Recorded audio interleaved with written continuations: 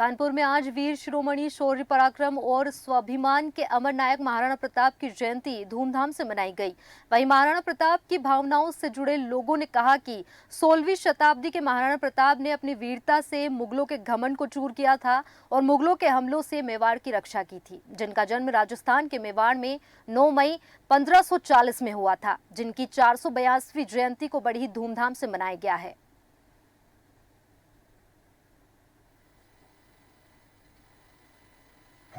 ये सदैव की भांति महाराणा प्रताप जयंती 9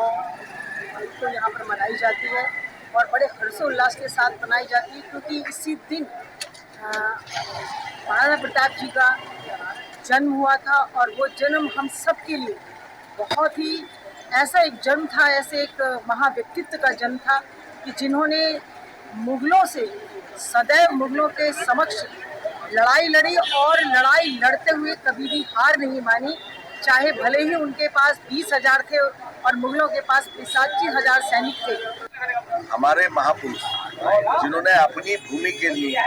किसी के सामने सर नहीं झुकाया, अपने सम्मान के लिए, अपनी जनता की रक्षा के लिए अपने प्राणों का बलिदान किया, ऐसे महापुरुष की जयंती है। और ये भारतवर्ष ऐसे योद्धा पर गर्व करता है।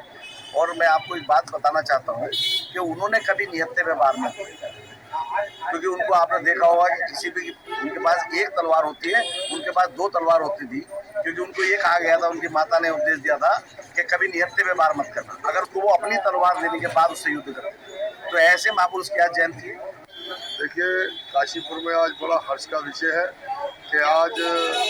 एक महान योद्धा, एक महान शासक, एक भारत का एक महान हमारे महाराणा प्रताप जी, जिनका 1540 में जन्म हुआ था और जिन्होंने अकबर की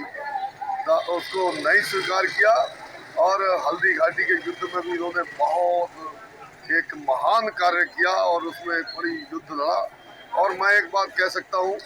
कि आज काशीपुर में बहुत बड़ा उत्साह का माहौल है।